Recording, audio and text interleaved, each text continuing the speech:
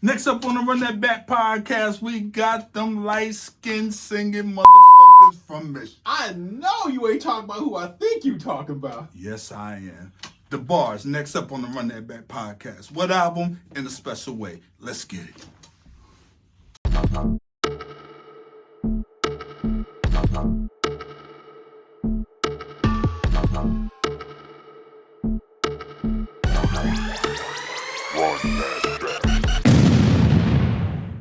Yo, it's poppin' with man Scorpio Mo.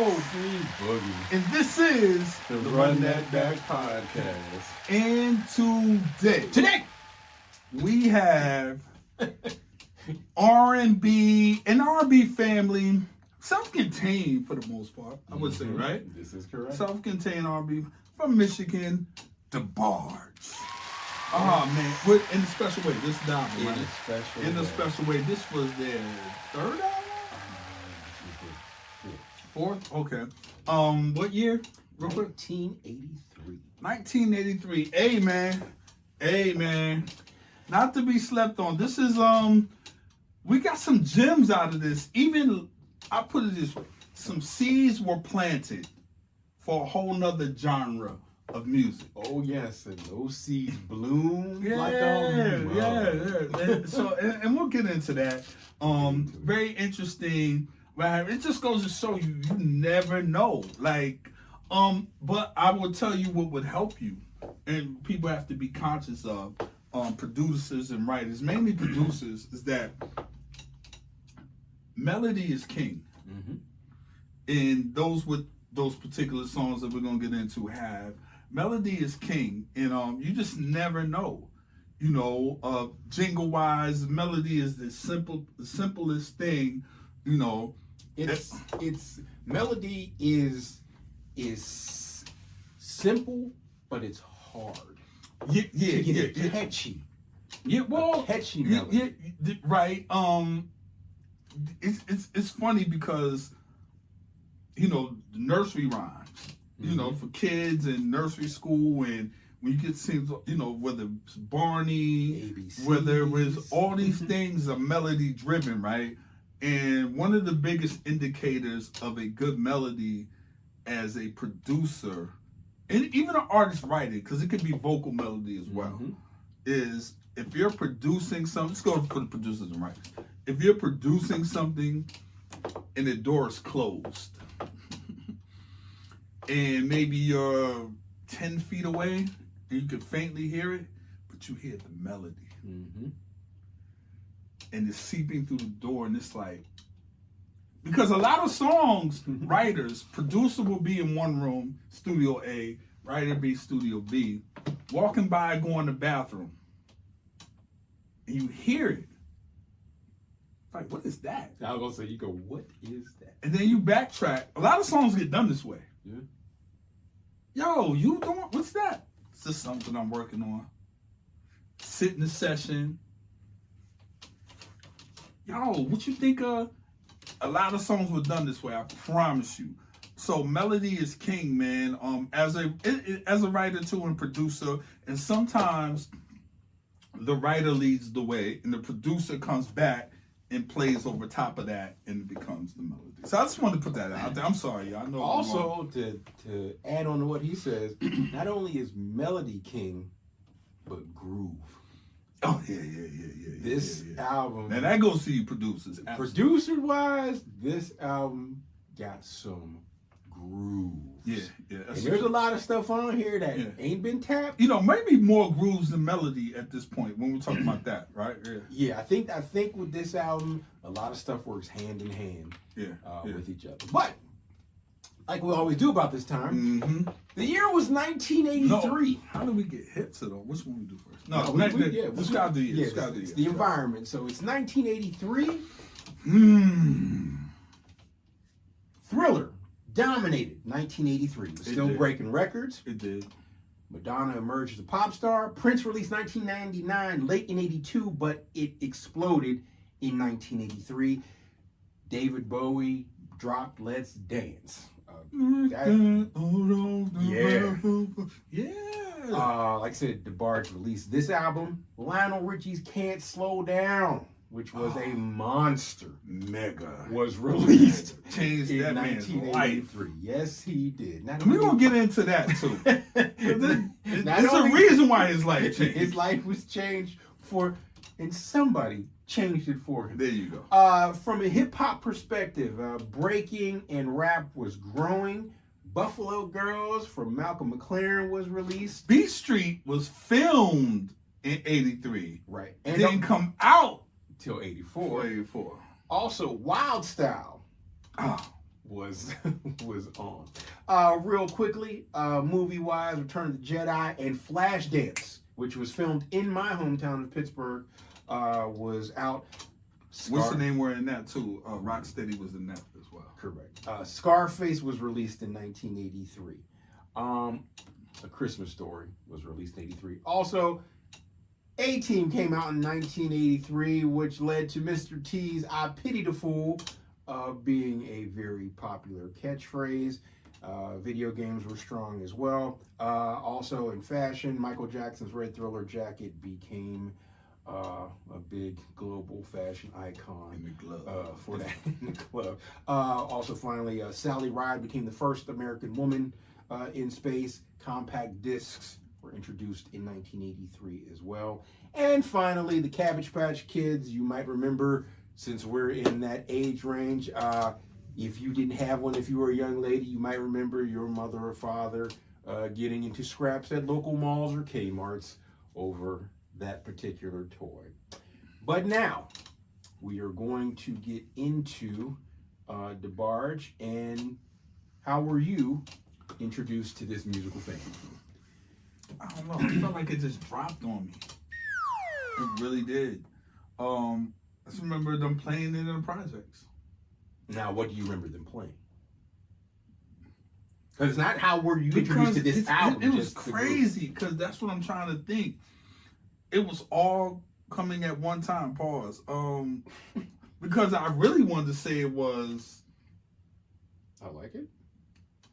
Yeah, but for some reason, maybe because of Dominator, was to the soundtrack, which came out a year later. The Rhythm of the Night. Well, that's how you were introduced to him? It feels that way because I can't really pinpoint a moment. I know when it happened, my cousin, I just remember us being in the projects.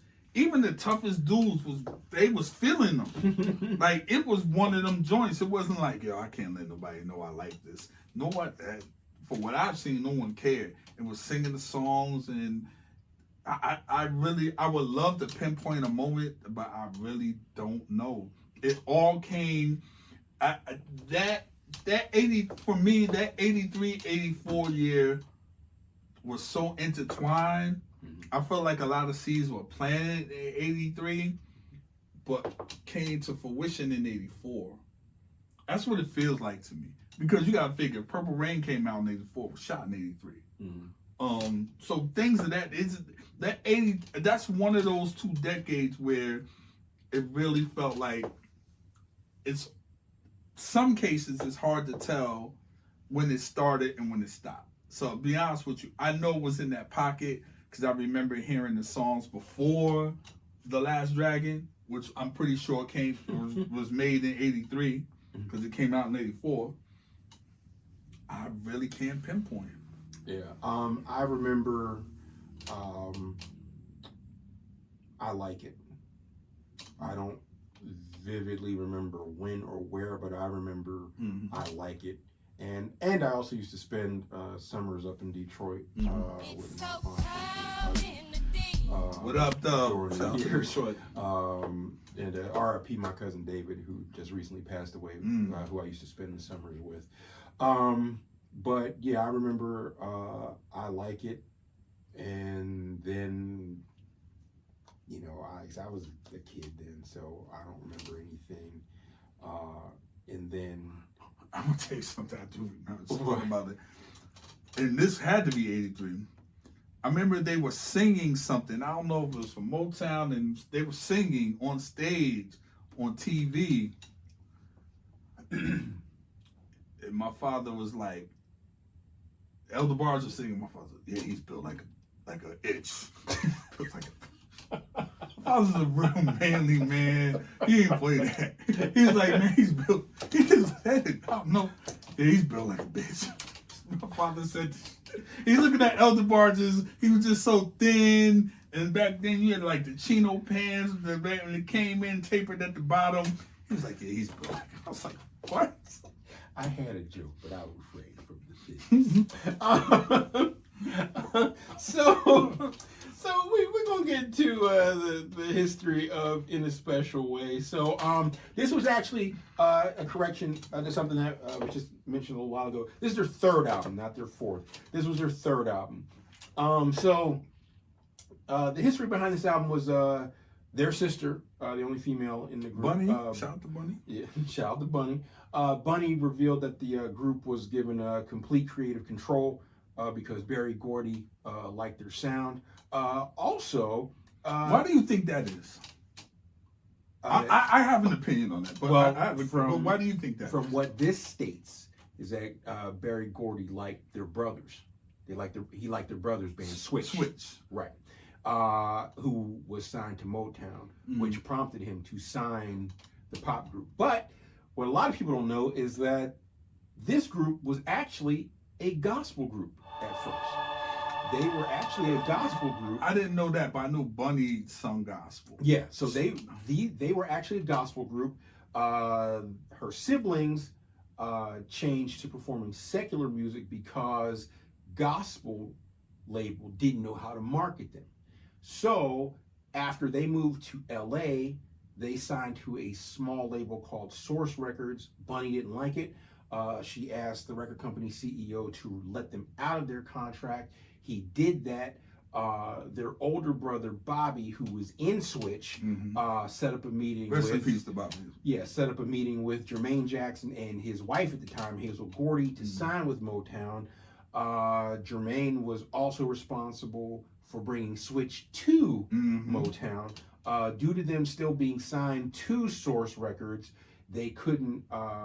Jermaine couldn't talk to them until they were released because it would have been a breach of contract.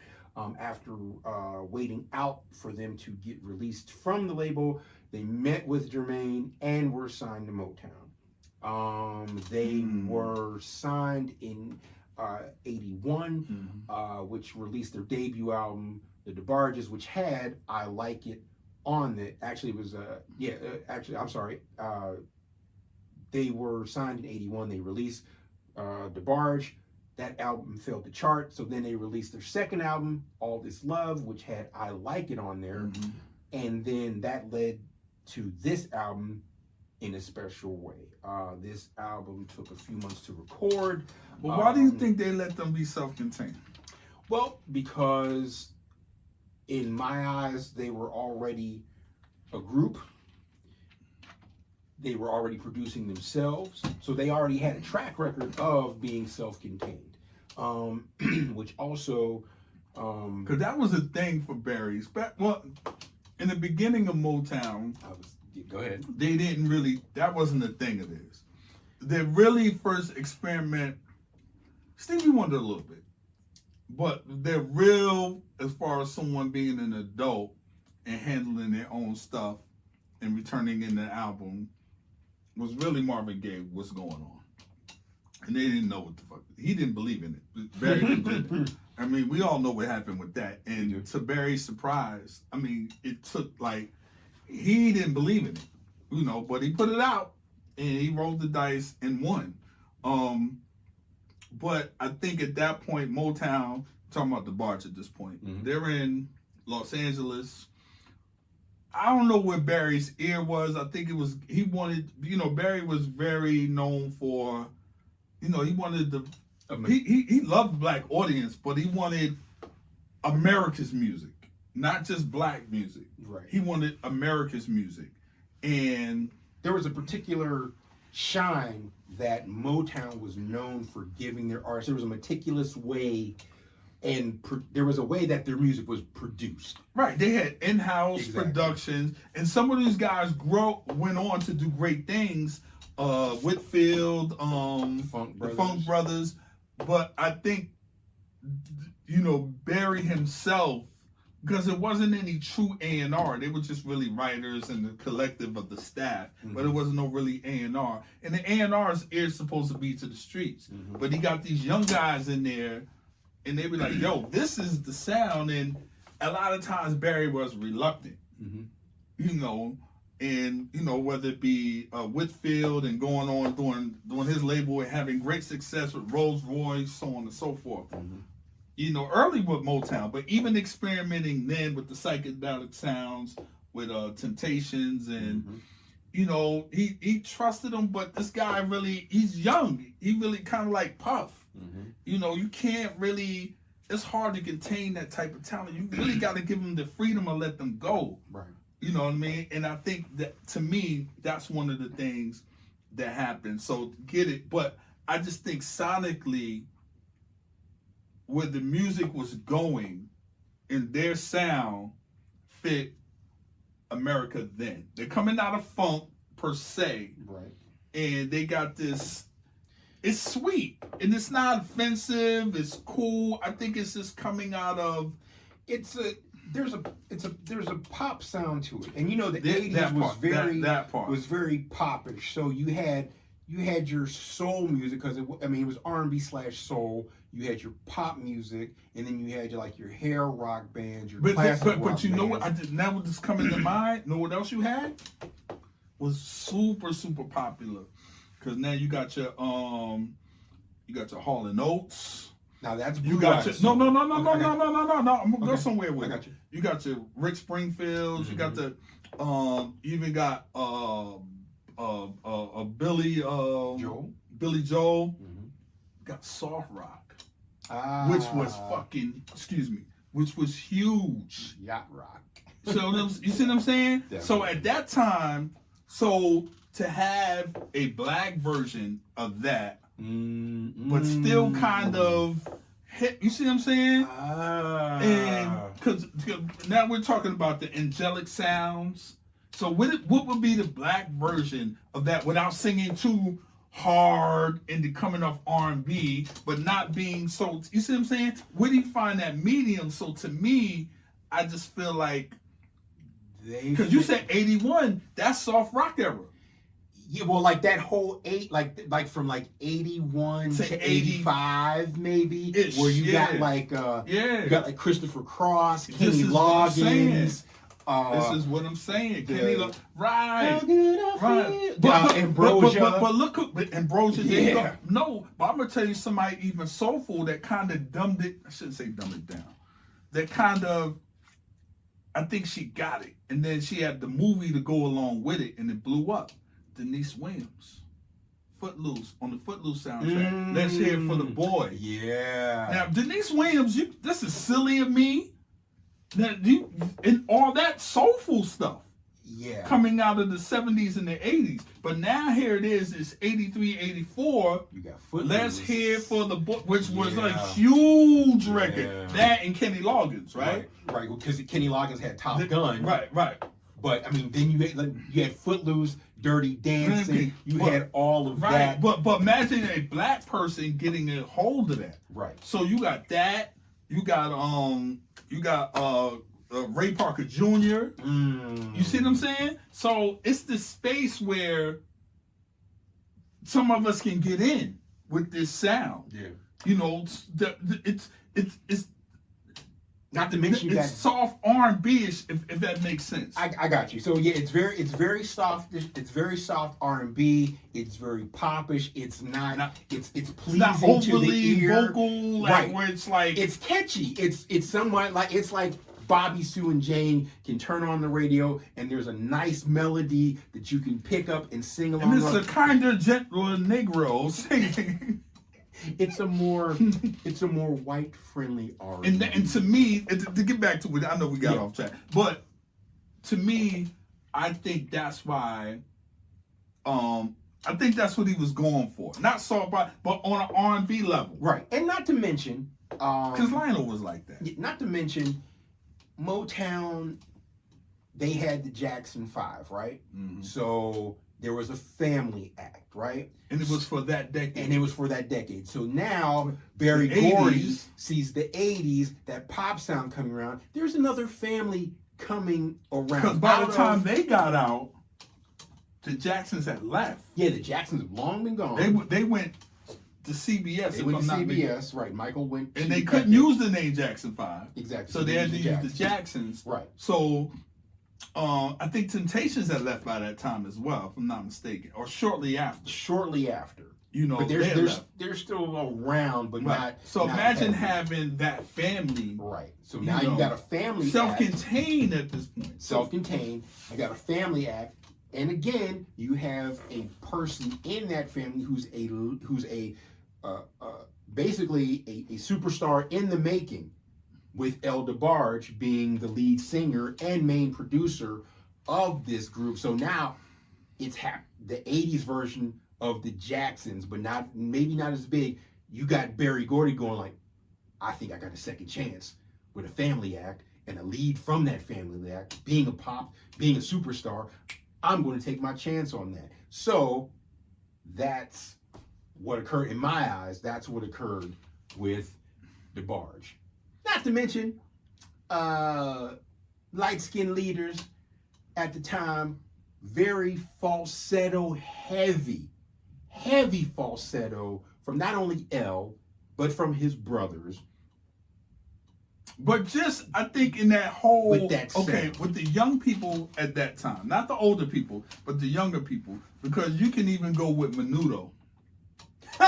No, there's a song with the falsetto very high, yes. And then we got New Edition, then we got Soul, and then obviously New Kids a few years later. Mm-hmm. You know, falsetto with the young brother, forget his name, Joey. So that was a thing at one point. Definitely, there was a window for that. Definitely. So we are going to get into the singles of the album. The album was released on September 23rd of 1983. It was... That's why the album feels 84-ish to me. Well, because the way it dropped in the singles, okay. Yeah. Like I said, the album was dropped on September 23rd, 1983. It was recorded in West Hollywood. It was on Barry Gordy's label. Like I said, the main producer was DeBarge, although his siblings did help out. The very first single, which was released on August 11th of 1983, was Time Will Reveal. Now, this was a big song, especially on Black radio, because you got to realize this came after I Like It, which was a huge hit for them. And then this song came out, and it was just, the melody of it was it sounded like elevator music. That's what I would call it. If you don't hear their vocals, you can still pick up on the sound of the song and what the song is, because it's like you get in the elevator and it's just like. Okay.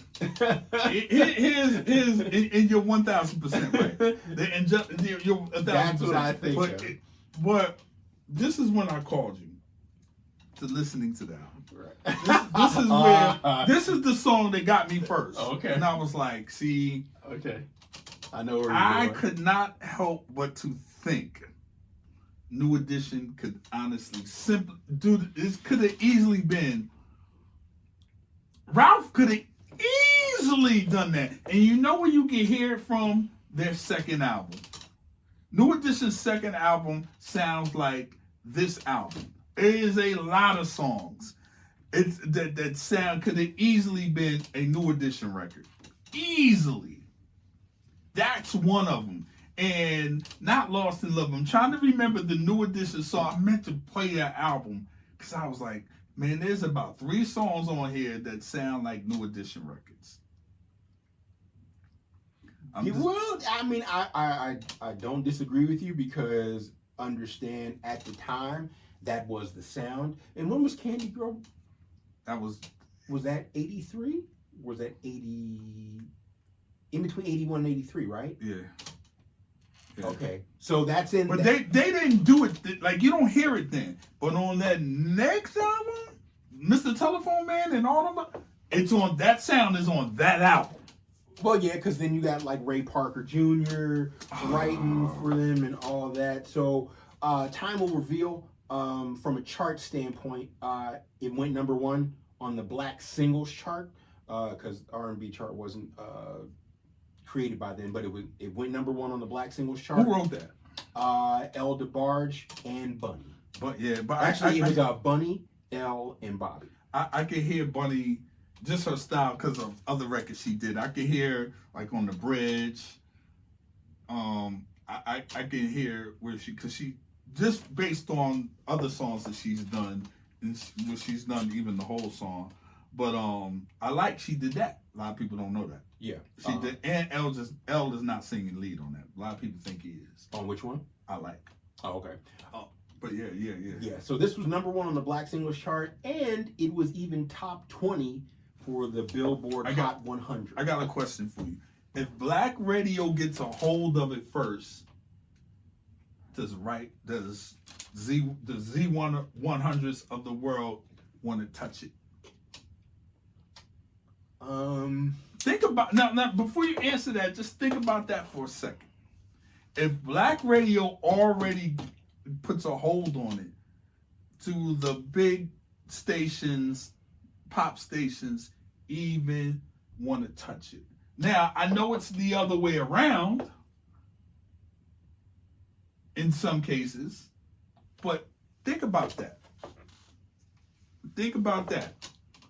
Do you think about the records that are big over there? Did we have it first? Or they had it first? Well, back then, Overall, it was marketed to us first because they're a Black group. Right. Now, here to add on to that, because they were light-skinned, do you think that also helped as well? I think for the time it did. I remember them being on American Bandstand, but everybody was on American Bandstand for the most part. I don't think it helped as much as people think. Well, it got number 18 on the Hot 100. I think that could have done it. I didn't think we needed them. The reason why I say that is because if that's the case, they should have been bigger. They were big enough for Black radio. I don't think they were big enough. I don't think it was poppy enough. Because if that's the case, they should have been bigger. Well, that's the reason why I said, do they want it after we get it? Well, this is a different album, but you have to think of the Rhythm of the Night. The movie. And then you have to think of L as a solo artist with the song he had for Short Circuit 5, which was a huge pop song. Who's Johnny? Right. No, I get it. You know what I'm saying? So what I'm saying is how come he wasn't bigger? He should have been bigger. To me, if we're saying that, I'm not saying he should have been Mike's, but he should have been Chris Brown's to Usher.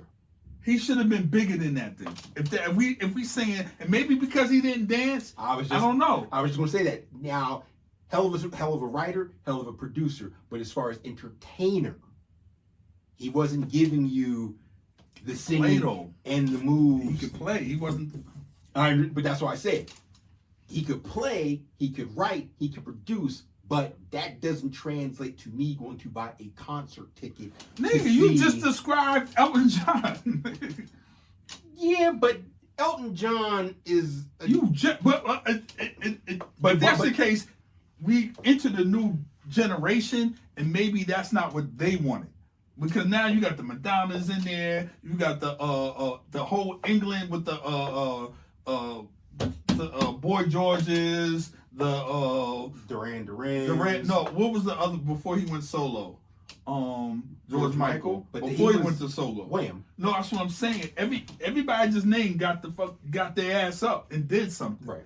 I think the days of the Billy Joels and the Elton Johns were sitting at the piano because El sits a lot.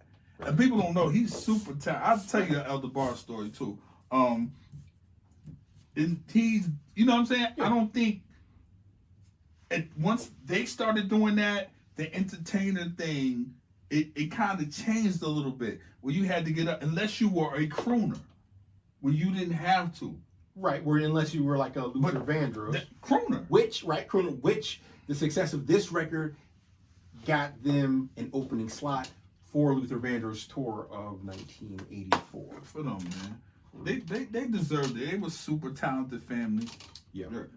So that was the first single. The next single, released on November 10th of 1983, was "Love Me in a Special Way." Now, again, hey, I seen the toughest dudes in the projects sing this song, like, or sing along with it when somebody was playing it on the like, man, what?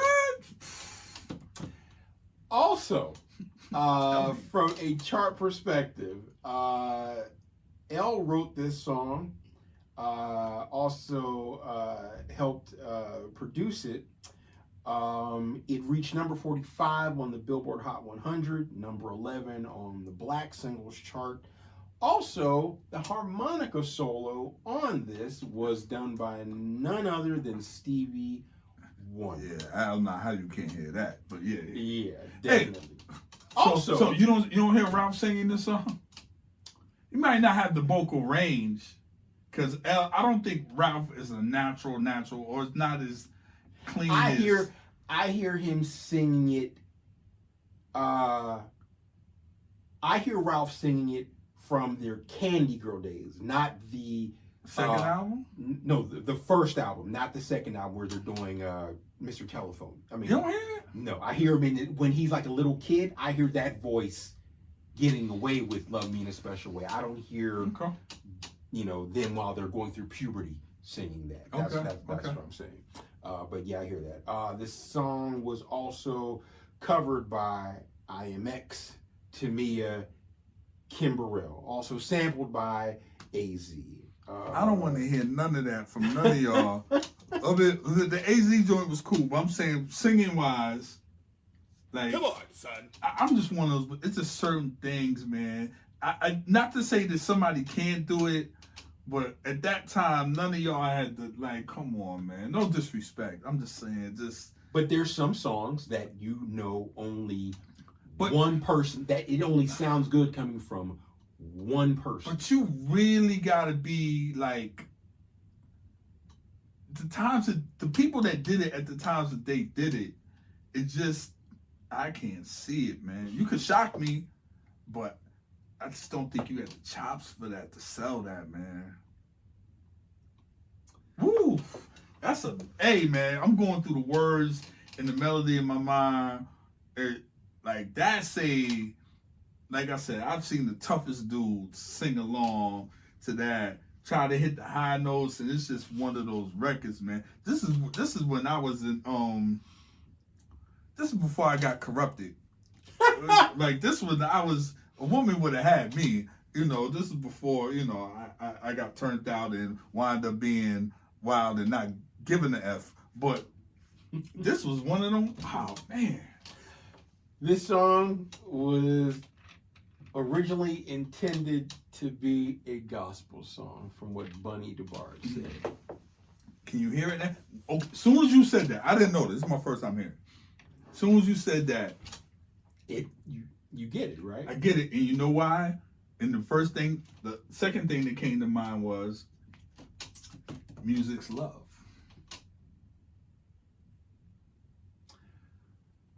Yeah. There's a gospel version called God. Is it God? I think it's called Lord. Lord.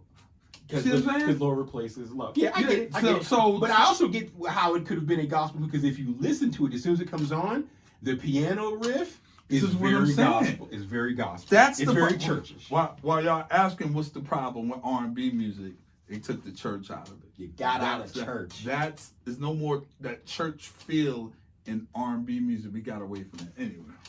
But you're right. because all through the 90s, them background vocals that you heard coming from Jodeci. That's why we love them. Church. Yeah, we got away from that church sound and people, because they all tell you they were in the choir. Well, niggas don't go to church. No, they ain't singing in no choir. You don't sing in the choir no more. You sit at home and look at the service online. Yeah, like, come on, man. So now we are going to get to the rest of the album. The very first song was Be My Lady. That was written by James DeBarge. Okay. This is what I don't like. Sounds New Edition is, again, I'm going to say this is going to be my theme, but I see why they didn't give you a lot of writing parts, James. You gotta remember the time, though. You gotta remember it was the a time. little. It throws the album off. You can almost run from the album playing this one first. It's not super bad, but it's not even decent. You know what this song reminds me of? What's that? Your quintessential 80s teen movie with a montage. Montage music. That's what I call it. We gotta save the center. We gotta save the community. Yeah, something very upbeat. Yeah, hanging up the posters, doing car washes, nailing, putting up signs bake across the neighborhood. Like,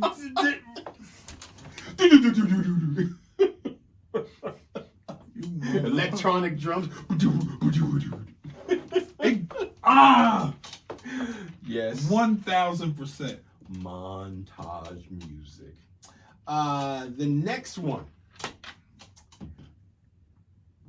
You all should know this, and you probably know this because of Biggie Smalls. But the song is actually called Stay With Me, written by Mark and Bunny DeBarge.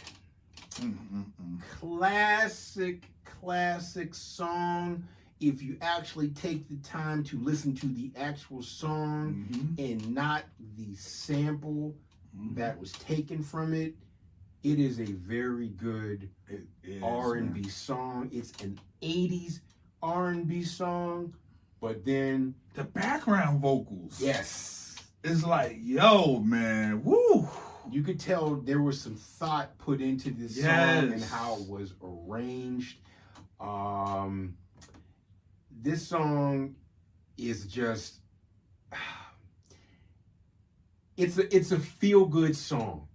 It really is a feel-good song because you can listen to it and it's just like, it's just one of them songs you put in, you get in the car and it's just a good time. You can't, this has to brighten your mood a little bit. Yes. On your worst day, a little bit. Like, yes. It is one of those feel-good, even the vamp, the exiting out of the record, it's a groove, and you see how much they took from the Biggie record. Because I'm gonna keep it real with you. Until I heard it again, it's a lot of stuff I thought was faith, but it wasn't. It was the sample. Yes. And I was like, now they sung over the sample, but all that you thought was original. That you thought was original. Yeah, that's what I'm saying. Yes. When they played it out, but the groove and the breakdown is, my opinion, the best R&B hip hop record ever. There's a few good ones, but they ain't better than this one. You gotta admit it. They chopped this up. I mean, they did their thing with it. Like, it from lyrically to the beat wise to how they did it. Shout out to Bunny, man, and Mark DeBarge. Yep. This is one of those ones, man. Feel good. It's riding. Like, there's no way you could be in a bad mood listening to this record, man. Like, even step away from the sample and just play the record. Yes. Forget, because I know it's kind of hard to mix the two. I seen El DeBarge on the concert. He was here in Atlanta. He got a story behind that, but he was singing. He was dating a famous R&B star. I'll just say that. And we were backstage, and I was introduced to him. Super cool guy. He gets on stage. with his keyboard. He just walks around. It's almost like he walks around. He has a keyboard. That's all that's him on the stage. So he goes over there. He does his set, gets into that song, plays it, then gets into the Biggie joint and does a big verse. Beautiful, man. This guy is like he's a treasure. And I see why him and what's the brother's name? Charlie Wilson are friends. They had some other stuff in common. I don't want to get into that. But musically, he's another one of our treasures. Like we had, God rest his soul, he passed away, Frankie Beverly. Mm-hmm. I'm telling y'all, we got to hold this brother close to us because he embraces the youth. I seen him, there's a clip with him singing a Switch song with Silk. And L is watching John sing his brother's part and go crazy. Look the clip up. L DeBarge backstage with Silk, and they're doing a Switch record. Incredible. And then L comes in, just do a little ad-libs, but he's watching and admiring, because John is a falsetto, and watching him do Bobby's part. Beautiful. And I'm just saying this to say that whether people realize it or not, how talented that family was and this brother is, he's one of them. We have to embrace, because he's hip enough to grab the younger audience, or at least the generation behind him. Generation before respects him. I think that's why him and Charlie are cool. They're on tour right now, by the way. They'll be in Atlanta on the 4th, on Charlie Wilson's backyard barbecue, whatever it is. He's one of those because he still plays. He's not just out there and there's the tape machine playing. So embrace that brother, man. For real. Super cool dude, very, very humble, man. And that just came to mind. I didn't even mean to say that, but it just crossed my mind how dope that brother really, really is. I'm sorry, y'all. No, it's fine. The next song we've already done. Time will reveal. The next song, "Need Somebody." This is written by James DeBarge. Now this song,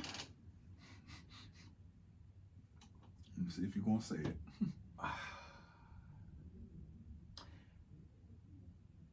I get another montage song out of it. I get another montage song. I kind of get a little New Edition as well. Because it's and when I say New Edition, because there's some slow songs in my New Edition too. But this is one of them New Edition, kind of upbeat, kind of just like the first song. And but the wild part is, it's not new. It's New Edition first album, not second. I'm feeling. Now, see, I get the second. I get the transition. Maybe that's what I meant on the first one. Then. Yeah, I get the transition. Because you know what I hear on the first one, or I meant to say this was Popcorn Love. Because of Ralph's voice, it's high pitched. No, but right, and that's what I was saying about. So when Ralph goes, the music is faster. Obviously, his pitch goes up higher because he's singing. He got to keep up a different pace. Right. But yeah, yeah. See, now you heard it on this one, the New Edition. Yeah. But like I said, montage music. And then he's the younger brother. We got to keep that. This is James. This is the one that married Janet. Yeah. So this James at this point got to be 20. If Janet is 5 years older than us, you dead. James has got to be 19. 17. James got to be 19. Yeah. He got to be young. He's got to be about 19. He's the youngest young. Yeah. So that's what he's trying to. You see what I'm saying? The upbeat. Right. Let me pass it to little brother. Maybe that's the reason why the younger brothers are doing the up tempo. Yeah. Okay. So now you say that, I get. We're going to interject some 80s youth into.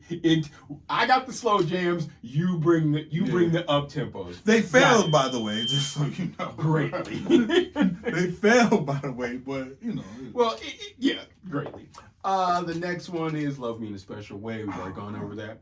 The next song, "Queen of My Heart." I'm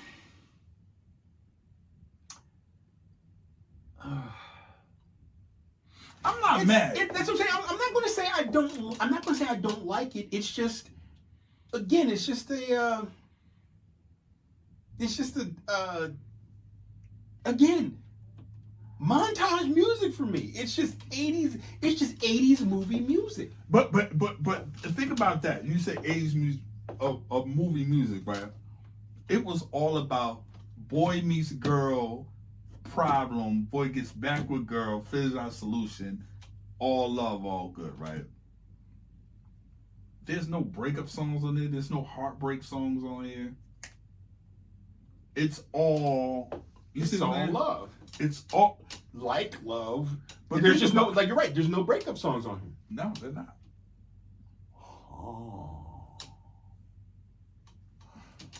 I don't think that's their thing. No.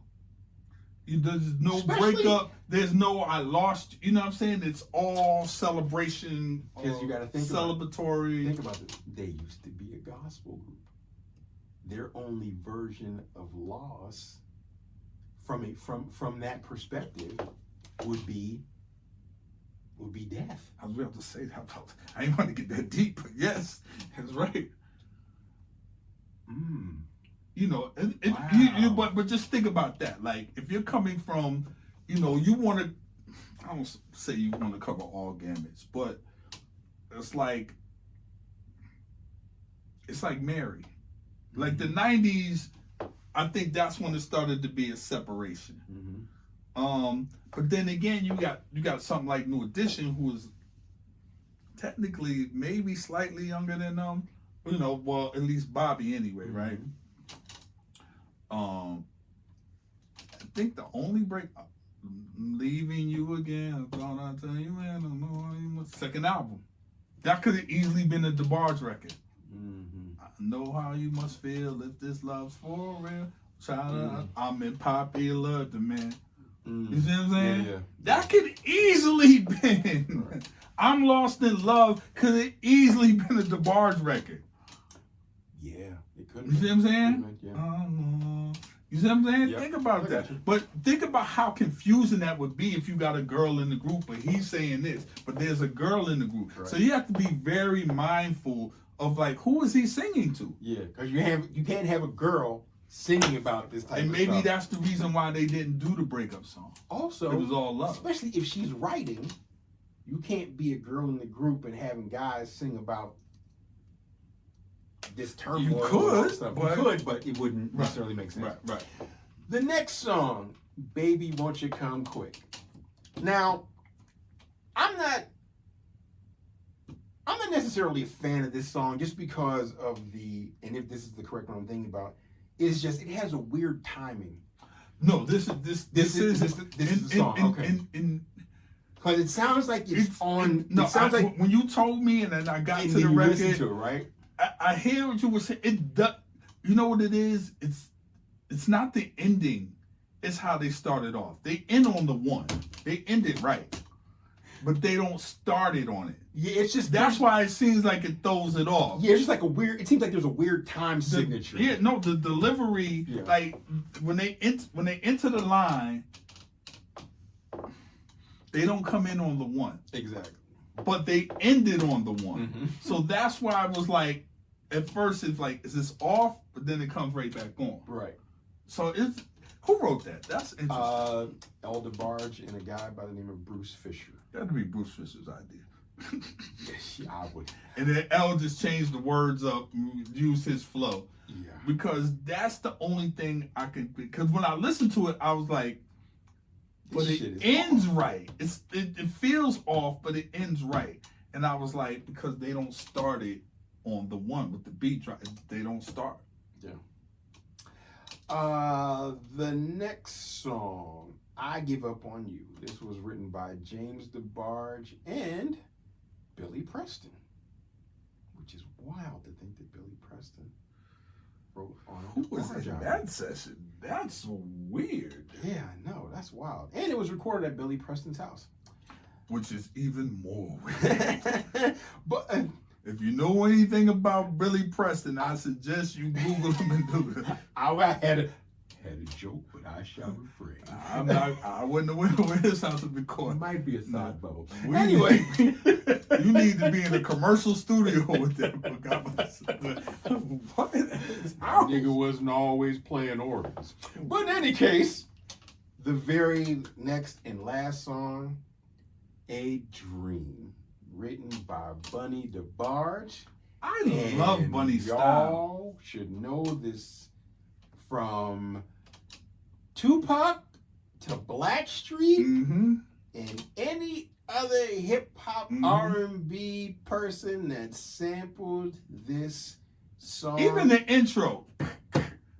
You see what I'm saying? Yeah, exactly. And the thing is, you know the sample, but what I would implore you to do is to listen to the actual song. It is a treat. It is. Surely it is. Enjoy it. Trust and believe me. You will definitely enjoy this song. But yeah. Even the way it starts, like that's one of those ones.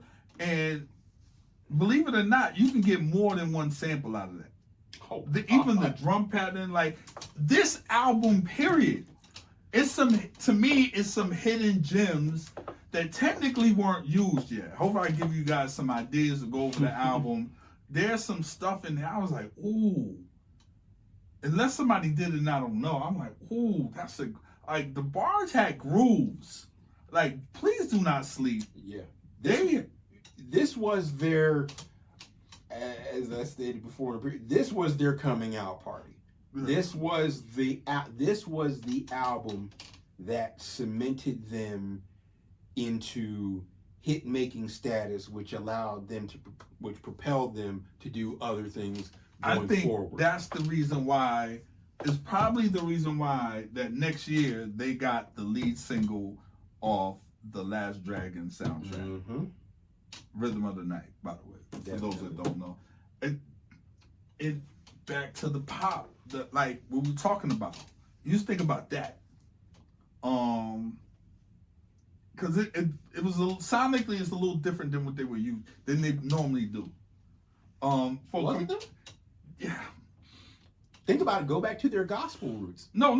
But sonically, what they put like on records, on commercial records, it was a little different. Because think about this. We talked about up-tempo, right? And we gave those to the younger brothers. And they maybe sounded a little dated or kiddish for them. But fast forward to that, I'm not sure who did that, but that sound more of the time. But then we got, like I was telling you, Let's Hear It for the Boy. Say, Michael Jackson. Like the R&B, soft R&B. I'm, parallel to soft rock. Which is my favorite genre of rock music, by the way, just so you know. Yeah, man. Other than 70s soul rock. I don't know if that's considered the same thing. But I'm talking about like bands like Chicago, who I love, those type of, but I'm talking about the 80s soft rock. Rhythm of the Night doesn't sound like, I don't know if that's a DeBarge record. A traditional up-tempo DeBarge record, because they didn't really have any as singles. This was the one. Yeah, this might have been there. It might have been. So this was, to me, it felt like this was the setup. The success of this was the setup for that, and that's why I buried Greenlight, because I can't think of another single off that album. I think Old Girl had one, but it was trash. Yeah. Just real quick.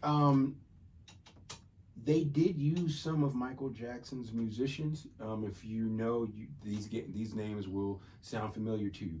Greg Philliganes, Nathan East, Michael Boddicker. Those three names should let you know that they were dealing with some rarefied air as far as the musicians that worked on the album.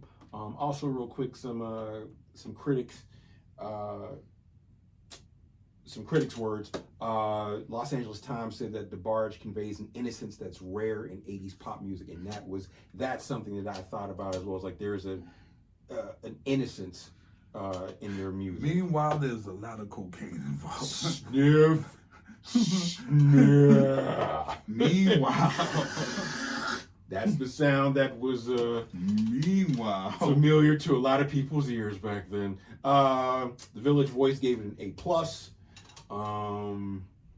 All Music gave it a 4.5 out of 5 stars. But yeah, that was DeBarge in a Special Way album. And when we get back, we will have our pros, cons, and conclusions.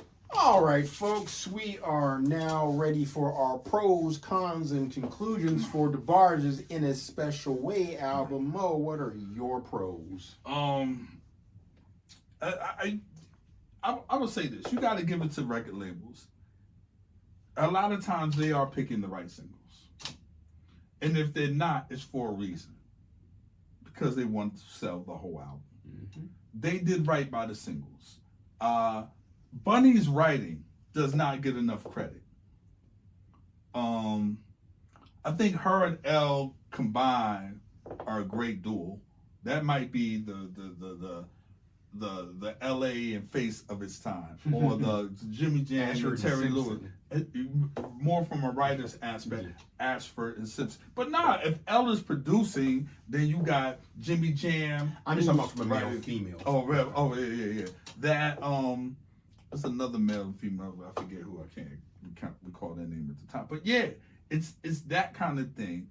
And who was writers for Motown as well? Did a lot of Motown stuff. Ashford and Simpson. But that is the writing, the melody, all mid to slow tempos, nothing, and I'll just get while I'm here, I'll just give my pros. The up tempos were not so great. You mean cons? I got you. Cons, pardon me. They were not so great. I think that they were working there. But usually, as a group, a collective, you have a strength. And whether it be Jodeci, your strengths or slow, you know what I'm saying? Mm-hmm. You get better with the other ones, but it's still jagged edge. Your strengths are, you get a remix to something that's, kind of beef it up, I think in this era, they would have been even bigger because of the remix factor. You just think about that for a second.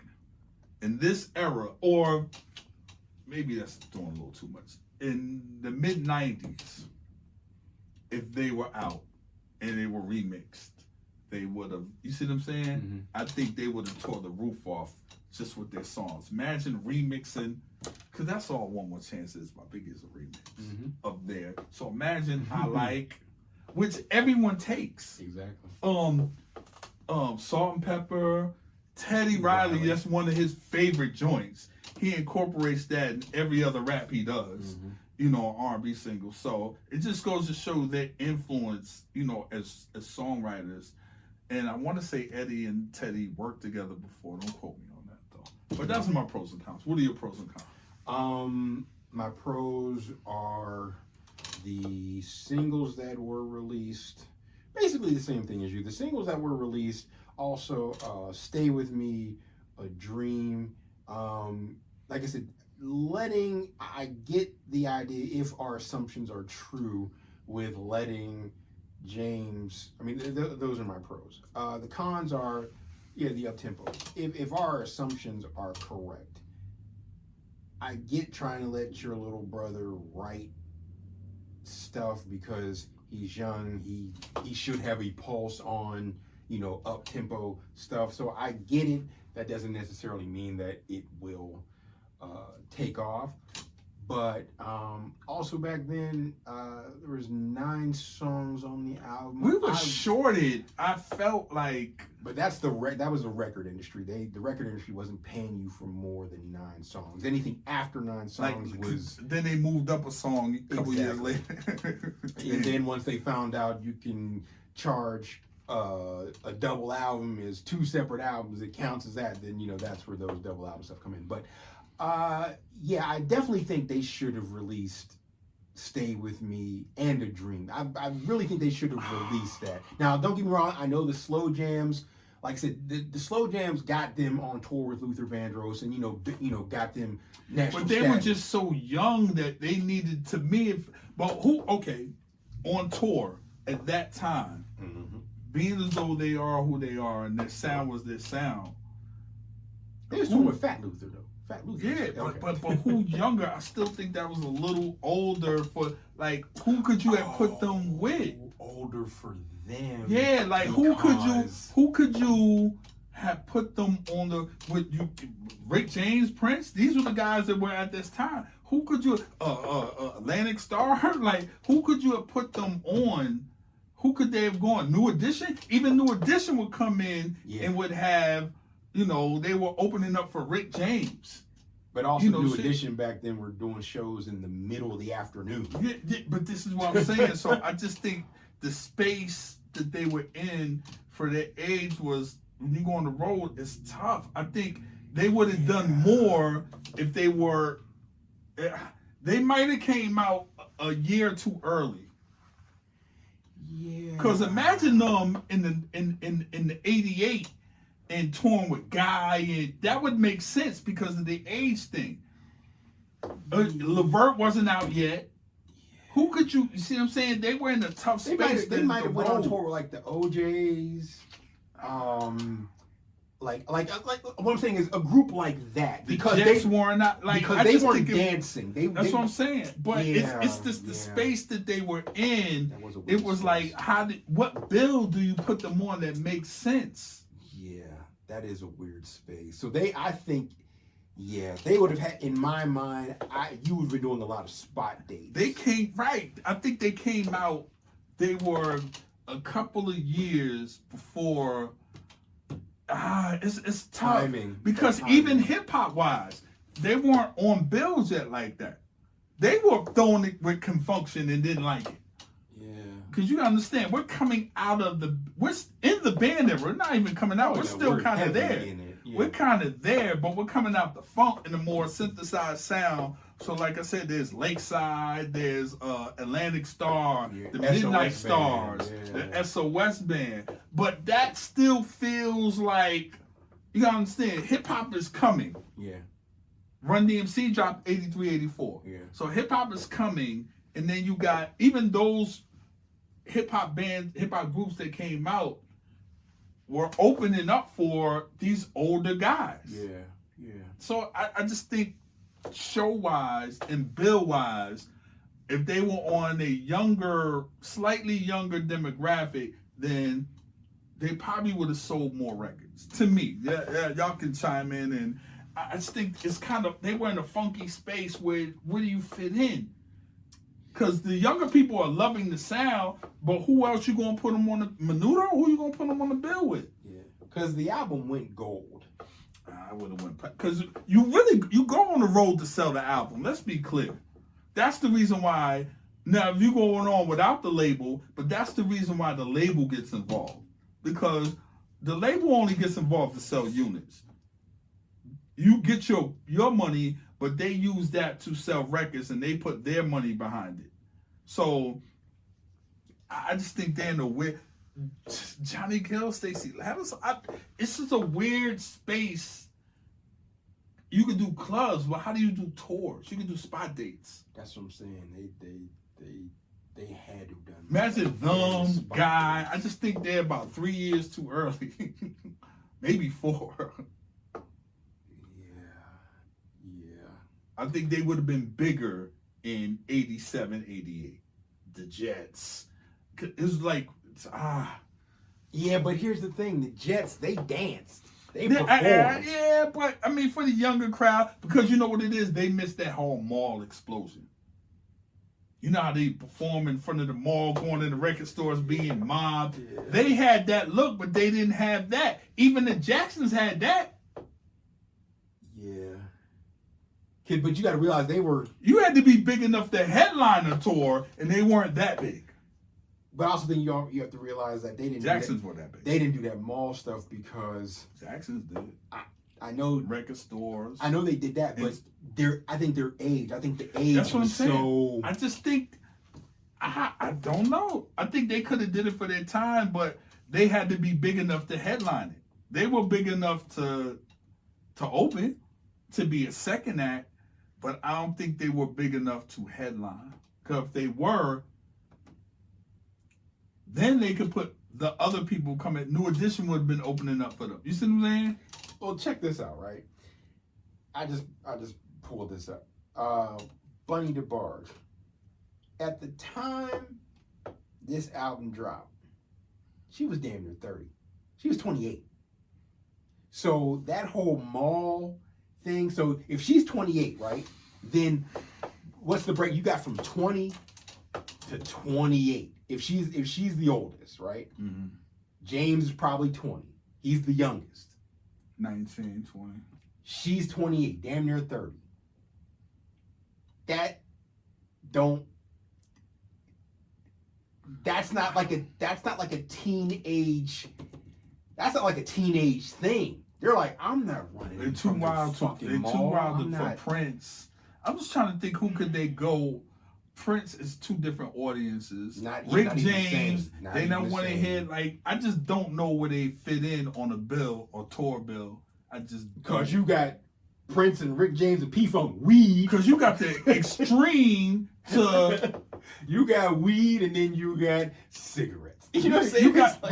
But that like I just don't know tour wise unless you're headlining the tour and you get everybody that's under you. And I can't even think because even then Levert's not out yet.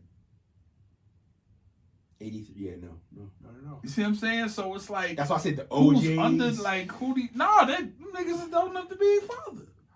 Right, but their music. But what I'm saying is, it's non-threat. I get the sound sonically. Yeah, it's non-threatening. But then you got people that go see the OJs and be like, "Who is these niggas? We came to see." But you got but the niggas that went to go see the OJs can actually sit down and listen to these people. They can sit down and listen to L play. Nigga, I'll tell you what my father's called the nigga at the bar. Just say what? My father said Elder Barge was built like. Yeah, I'm telling you, they don't want it. My father liked the OJ. That's why I like it. But what I'm saying is, a crowd that goes sees the OJs is more apt to sit in their seats and watch them. You know, you could tell. Right On Magazine. Who was on Right On Magazine at that time? And maybe L was on. They were. But who else was in on that? What you gotta go on the you gotta go on tour with the cast of What's Happening. This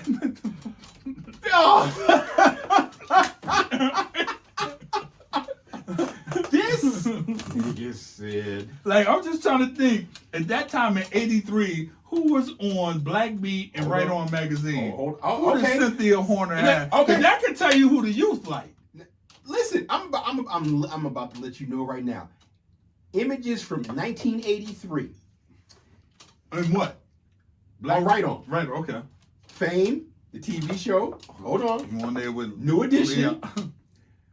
Todd Bridges. Okay. Janet Jackson. Donna Summer. Prince. The Jacksons. New Edition again. It's like New Edition and Jacksons. They're sandwiched. DeBarge is sandwiched in between. Right, because they were considered to be the future of Motown. I would give you maybe Stacey Lattisaw. I'm telling you who's on. I'm looking at the covers of who was on. I'm telling you Stacey Lattisaw. I definitely know that. Love on the Two-Way Street and some other stuff that she had. Maybe Tina Marie. It might be a little too early for Tina Marie. No, Tina Marie was fired. Nigga. What are you talking about? That Tina Marie's 81. You know what? I forgot because she fucking with Rick James. You're right. Square Bears, all that. Yeah. Richard Pryor. Stacey Lattisaw. I'm just trying to remember who's young enough because that'll tell you. Black Beat and Right On Magazine will tell you who. Like you said, Todd Bridges at the time. Janet didn't have a hit. She wasn't there yet. I'm just saying musically. I know what's happening now. Two niggas is on the cover. That's hysterical. You got Raj doing stand up in between acts. Like, what?